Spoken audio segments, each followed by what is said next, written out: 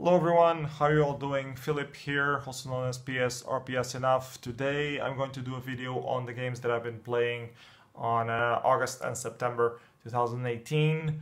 Let's get right into it. The first game that I've been playing a lot, that I've been playing like regularly every single day, it's Vainglory. It's for the mobile phone or tablet, smartphone devices. It's both for iOS and Android. I play it on my NVIDIA K1 Android tablet. It's a MOBA style, 5 versus 5 players, like League of Legends, but for the mobile devices. It's pretty good. I've been quite addictive to it for the last 4 years. So I've been trying to get better at it. I'm trying to get into competitive level, even though the competitive scene in Vainglory is a bit nowadays, but I guess let's not get into it on this video. I've been playing it every day. I've been trying to reach Vainglorious level silver. I managed to reach bronze, or go back to bronze, since the last autumn season or summer season ended. They do like a reset on the levels. I've been trying to climb back up, and yeah, my goal for this autumn season is trying to reach Vainglorious silver, and then maybe try to get competitive team to play with, or do some analysis for, because I've been developing some tools as well to help with the draft and overall objectives of the game. Anyways, that's the only game I've been playing like every day, that I've been wasting more time on. It's the only time sinker game that I have been playing recently. Other stuff that I've been playing, I found on free to play on Steam. I found this game called Tree. It's a very basic game. It's more contemplative. The ambient is pretty nice. The artwork is okay, nothing fancy. You can tell that it's a bit low budget, or just not that many people working on it, just maybe 2-3 people maximum. But it's okay, and it's so short.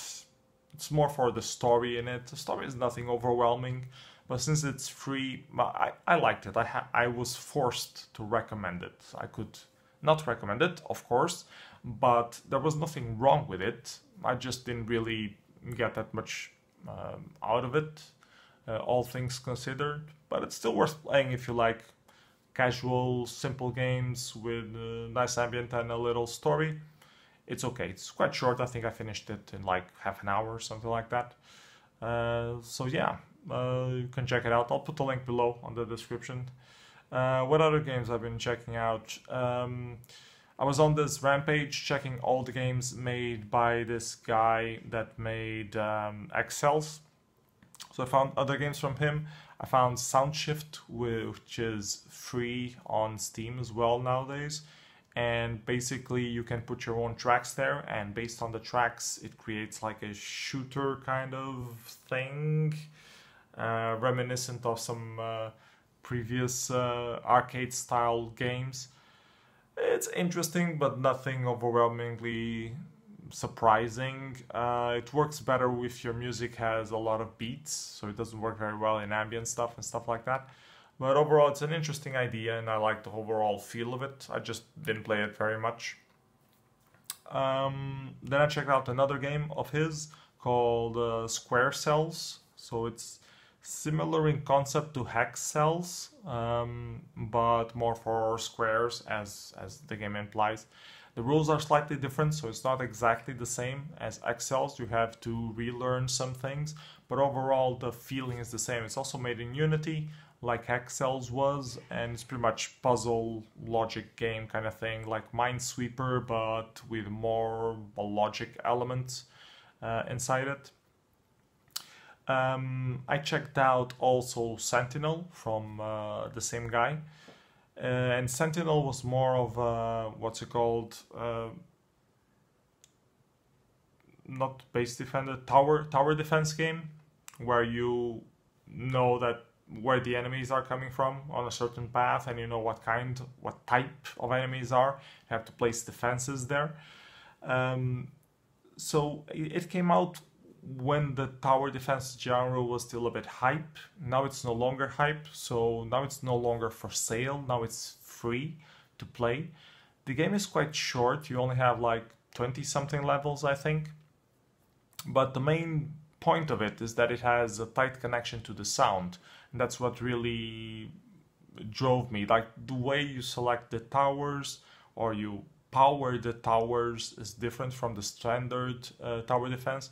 That can be a bit dodgy actually in terms of gameplay. You have to get used to it a little bit, moving the mouse back and forth very fast to mouse wheel up and mouse wheel down to take energy from some towers, put it on others. So it's different, and that's good from the typical tower defense games. At the same time, the UI isn't completely on point, but I got addicted to it and I had to do like 100 completion on it, so I guess it's doing something right. Especially the music, I really like the tight fit between the music and the whole ambience of the game. It tells a little story on it, nothing overwhelming, but enough to get you involved into the game. Very clean look, really like that as well. So yeah, I recommend it, especially if you're into tower defense games or music-based games. I highly recommend you check out Sentinel, even if not for anything else, because it's free to play. So you can just, play a couple of levels, see if that's your thing. And if you like it, you play more. If you don't, you don't. So yeah, what other games I checked out? Let me take a look at the list. Yeah, I played this thing called Pixel Puzzles Ultimate. Now, why the fuck did I play Pixel Puzzles Ultimate? I like puzzles, like physical puzzles, where you break them apart or have the pieces and you have to put little piles to select the pieces and then slowly put everything together. And yeah, this is those kind of puzzles that this game is. It just features a lot of them and it's on the screen. It's good and it's bad. The game itself was alright. It's the concept of doing the puzzles on the screen that I really can't wrap my head around it. And you might be asking yourself, why did you play it if you don't like that concept of doing the puzzles on the screen? And why don't you like to do puzzles on the screen? So I'll answer the second question first. I don't like making puzzles on the screen because they can be very lengthy. It's a very lengthy process. And you're going to spend a lot of hours just staring at the screen and clicking things around. And I already spent much time in front of a computer, so I don't really have that fascination. And then once you build the whole image, you get a digital image of something you already seen because it was on the preview. So you don't really get that big reward at the end. While on physical games, when you finish the whole puzzle, you have this thing that you can frame and, show whoever is visiting that you had the persistence to complete the whole thing. While with Pixel Puzzles Ultimate, you don't really get that. I mean, you can, if you're a game completionist, you can get a lot of achievements out of Pixel Puzzles Ultimate. It's quite hard to get all of them. They're like 1,000 or something. That was one of the main reasons I actually found Pixel Puzzles Ultimate. I had it on my I got it on a bundle, I believe, and I immediately moved it to the bunch of titles that I knew I would never spend time playing. So I didn't even bother checking it out. I just put it running to get the cards, the Steam cards out of it, traded the cards away. That's all I did with the game before. And then I checked this Steam achievements site where they were listing the top achievements or the people who have the most achievements, the games that give the most achievements. And this game was rated quite high because it doesn't have that many people compared to other games playing it, and there are really a lot of achievements on it. So if you play it and play it a very long time, you get a lot of achievements that are somewhat rare compared to other games that are out there.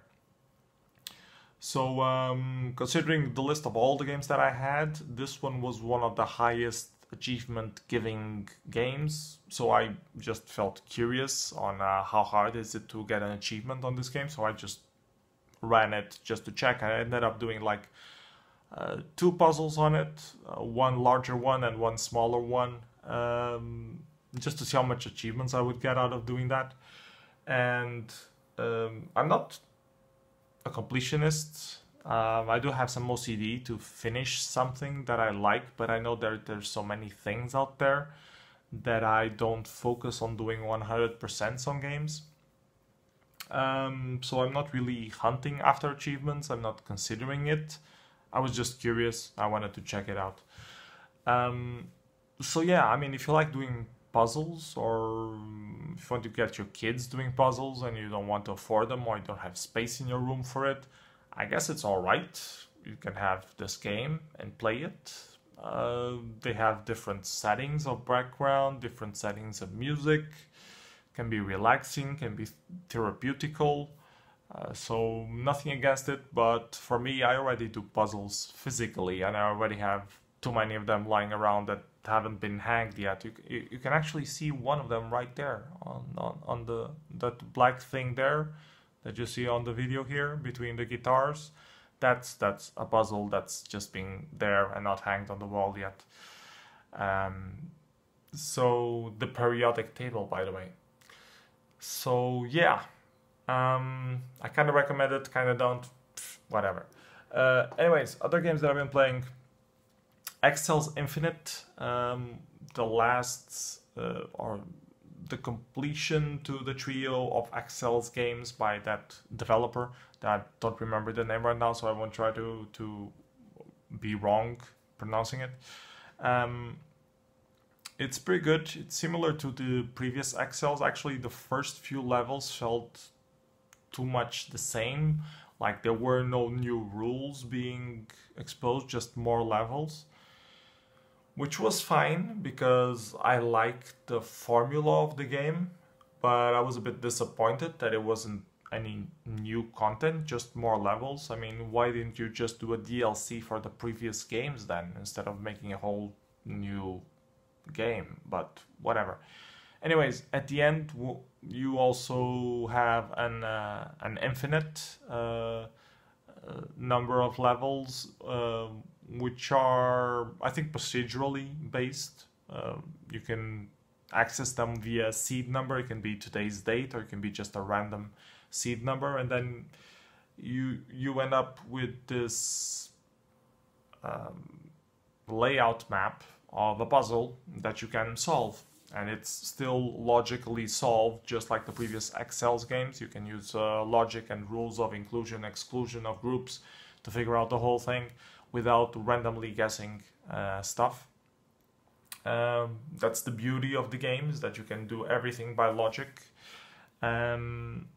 So I liked it because of that. It had infinity levels, but the infinite levels aren't as hard as the other ones.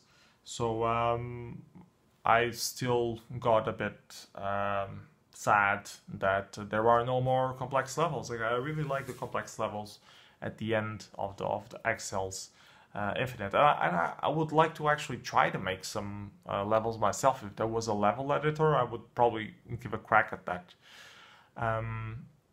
I really like the ambience, the music fits very well throughout the whole thing, so I played it through very quickly, the whole game.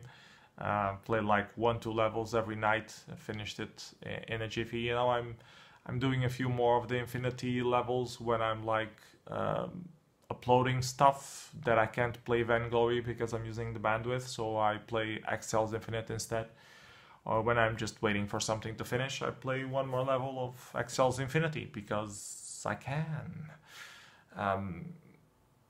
Also, I was still thinking about achievements from the Pixel Puzzles Ultimate thing that I checked before, and I noticed that to do 100% completion on Excel's Infinite, you have to play 60 levels of this Infinite part at the end.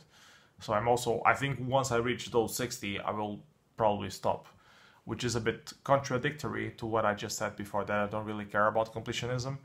but well, you know, sometimes I care, sometimes I don't. I don't know. I guess maybe because I like this game better, I feel more connected to trying to do 100% complete on it. I don't know. I don't know how that psychology of completionism truly works, but it's an interesting phenomenon.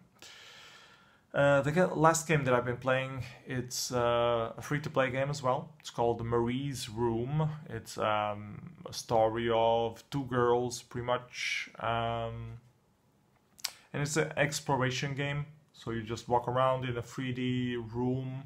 There isn't much assets on it, just a couple of rooms that were 3D modeled. The music is alright, the voice acting is okay, it could be better in some lines, but overall it was okay. And it's more about the story. You find things in the room and it helps you complete the story or try to figure out how the story went between the girls.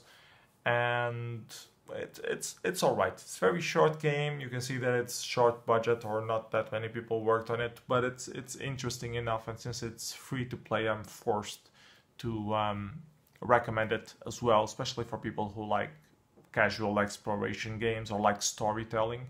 This game is interesting on that. Nothing revolutionary, but you know, it's 20 minutes well spent just finding a new or discovering a new story through playing a video game.